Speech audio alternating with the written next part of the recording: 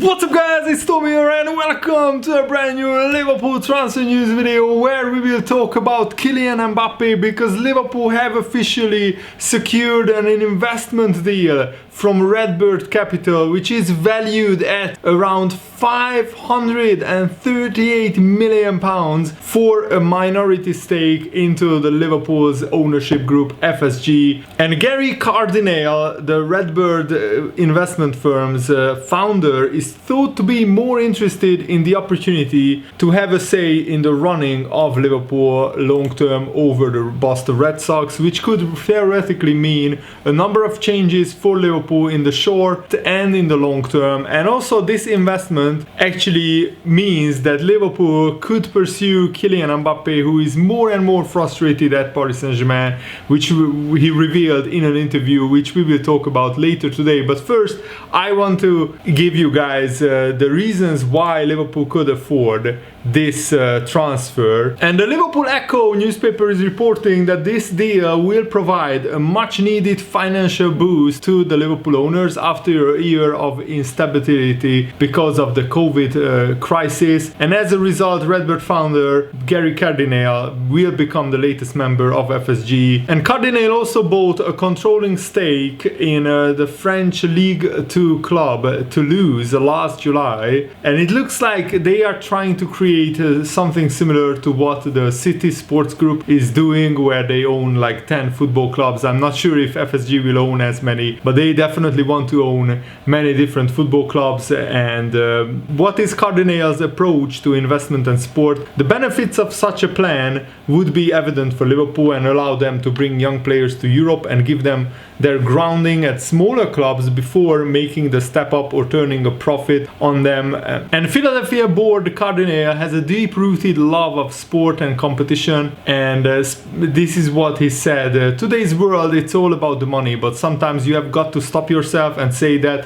hey, it can't just be about the money. When you are on your deathbed looking back at life, it would be a shame if it was just about the money. One thing I've noticed as I spend more time in Europe and bring our type of investment to the European sports landscape is that divergence. Whether in America or Europe, you have to have a respect for the football fan. You have to have respect for the community and civic obligation that team owners have to the community in which they play. That connectivity to the community is so apparent in Europe. The fans really own the team. You are, as an owner or a prospective owner, you better get around the fact that you are just a caretaker at this moment in time. You've gotten the baton, if you like, but you have an obligation to do right by those fans. You have an obligation to put a winning team on the field. You have an obligation to create value to the fans and enhance the way that they experience their team. That exists in America. In America, you have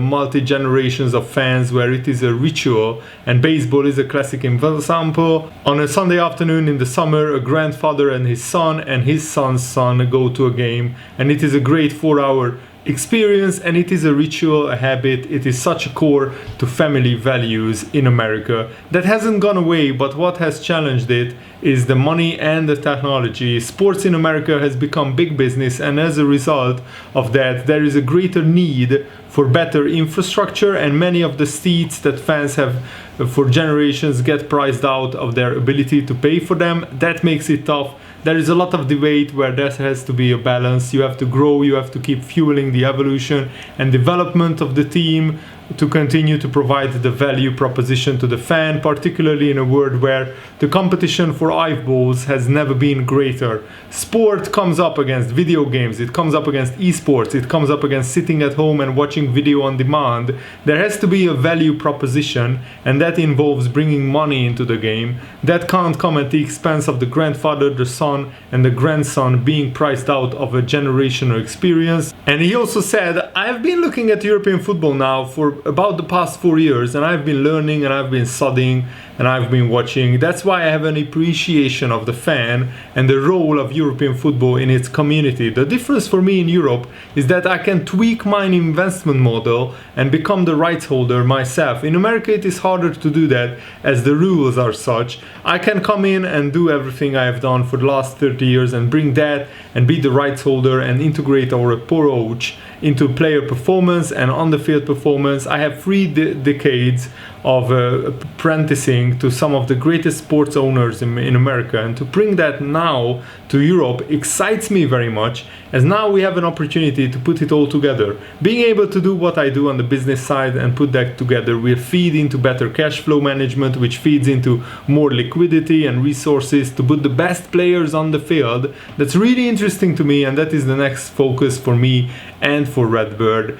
And that means that they want to buy the better players and put the best players available for Liverpool on the pitch, which could help pave the way for Liverpool's dominance. And David Maddox said that this investment could help transform Liverpool into a dominant force in football. This is what he said. Interestingly, it appears strongly that his investment in FSG is powered more by the chance to take a stake in Liverpool than the Red Sox. Cardinale has a vision for the way a huge global franchise such as Liverpool can adapt to the changing market and become an even bigger success. Fundamentally, he wants to change the face of football forever by first changing the way people watch the sport. He has teamed with Amazon at the Yes Network, as he recognizes that they will play a big part in the broadcast of sports in the future. His plan is to become one of the first sports teams to make real money from that sort of future content consumption.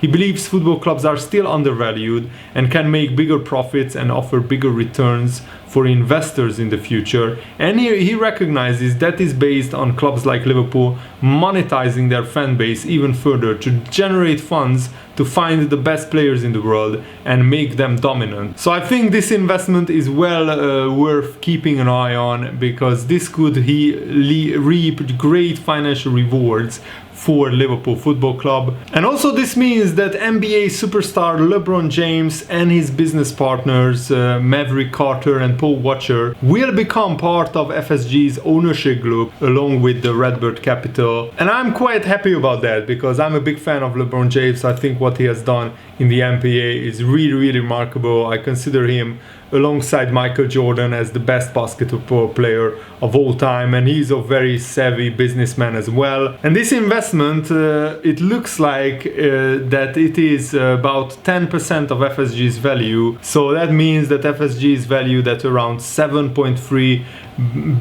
billion, which is 5.3 billion pounds, which is really huge. And Neil Jones, who is a journalist working for goal.com, he said the new investment will allow Liverpool to absorb the financial pressures of the pandemic. It is estimated that Liverpool will lose more than 120 million pounds in revenue due to COVID, and the arrival of Redbird will go a long way to lowering the debt incurred by FSG during that period. Crucially, that means plans to expand Anfield should be able to proceed as originally planned. In December, Liverpool submitted a planning application for their new Anfield Road stand, which would increase their stadium capacity to around 61,000. In terms of more instant returns, maybe we should not expect to see huge lavish spending in the transfer market. FSG's policy will remain unchanged, but new signings will be pursued in line with the club's well-worn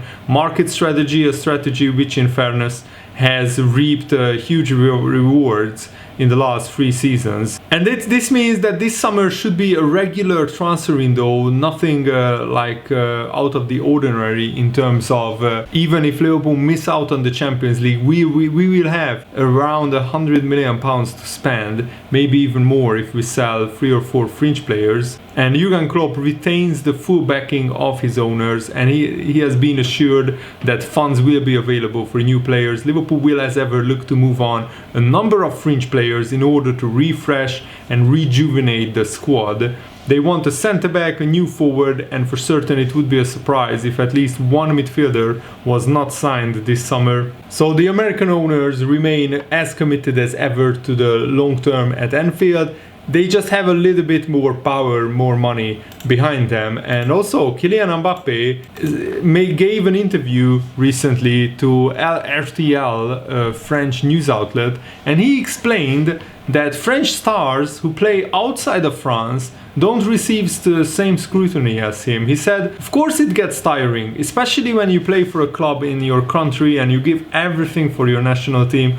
After a while it gets tiring, the media scrutiny. It's different for players who play abroad and only come back here for the national team. I'm there all the time in France and they speak about me a lot more. It's a different context for other players, but I knew it would be like that when I signed for PSG. So we will see. If it had progressed about my future, I would have come to talk about it already. But of course I will talk about it when I have made up my mind. So it looks like Mbappe still hasn't made up his mind about where he will play next season. And he is a huge fan of Liverpool Football Club and of Jurgen Klopp. And also Jurgen Klopp is a huge fan of Mbappe. We already tried to sign him when he was still at Monaco before Paris Saint-Germain came along. But I think the only question is, will Liverpool be able to afford him financially? And that's still a big question mark. But now with this investment going through into FSG, there is a bigger possibility of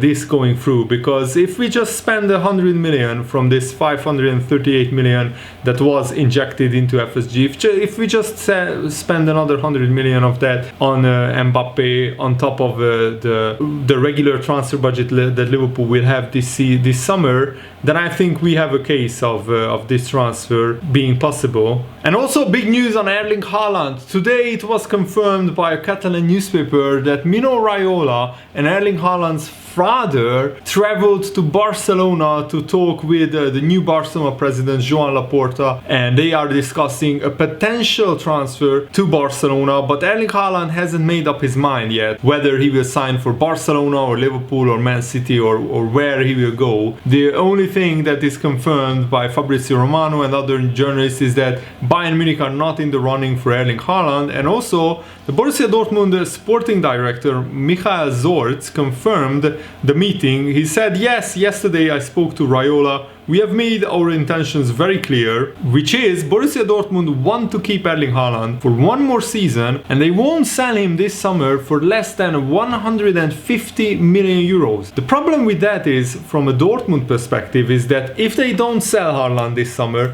next summer there will be a release clause activated or being active in his contract, which is around 60 million euros. So they would lose out on a lot of money, but Dortmund maybe think that it's better to keep Erling Haaland one more year at their club so they can guarantee Champions League football for next season and for the season after that.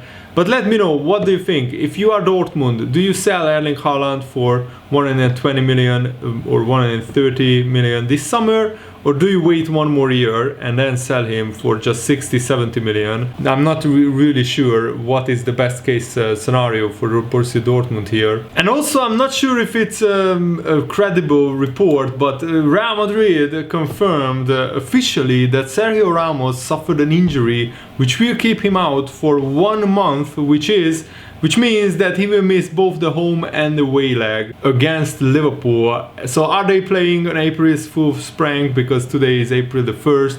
Or is this legit? Because if it's legit, that's a huge advantage for Liverpool. And it's a shame that Salah won't get his revenge on the pitch on Sergio Ramos, because it would have been even better if Salah got his revenge on the pitch. But all I care about is Liverpool knocking out Real Madrid, and I don't celebrate Ramos's injury, but that definitely is advantage Liverpool when it comes to the Champions League tie between Liverpool and Real Madrid. So yeah, let me know, where do you think Kylian Mbappe and Erling Haaland will end up next season? It's going to be a fascinating summer transfer window. And I also want to share with you guys, Paul Merson said that Liverpool must beat Arsenal to keep the top 4 hopes alive. This is what he said: if Liverpool are to have any chance for finishing top 4, they need to win at the Emirates. I expect Chelsea to win at lunchtime on Saturday when they play West Brom at Stamford Bridge. If Liverpool don't win,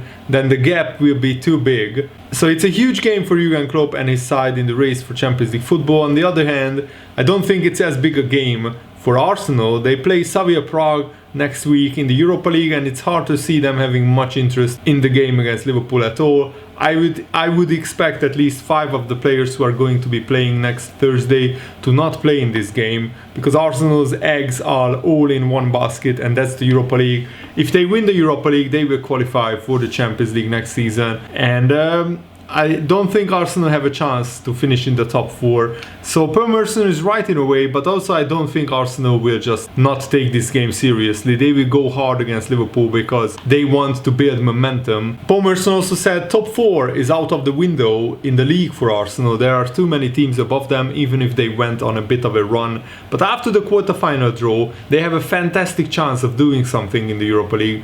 This is when you start to talk about timing. You look at the run-ins, and I think Arsenal away is a tough game for Liverpool, but all of a sudden the games comes around and Arsenal have got Slavia Prague in the Europa League. They can't get in the top 4. It doesn't become the easiest game in the world for Liverpool, but there are definitely other games now that would be harder. It's all about timing. It's good timing for Liverpool to be facing Arsenal, because Slavia Prague is a bigger game for Arsenal. And it's tough when the players have been all around the world and you got to get them to hit the ground running straight away in the Premier League. It could work to Arsenal's advantage, though with the focus sure to be on the Europa League. They've got time to get the players back, recharge their batteries after a really big, grueling international schedule, and then get them ready for next Thursday. They haven't really got to rush them all back in for Saturday's nice game like Liverpool have to. Liverpool have to win this game. They have to get Champions League football for next season.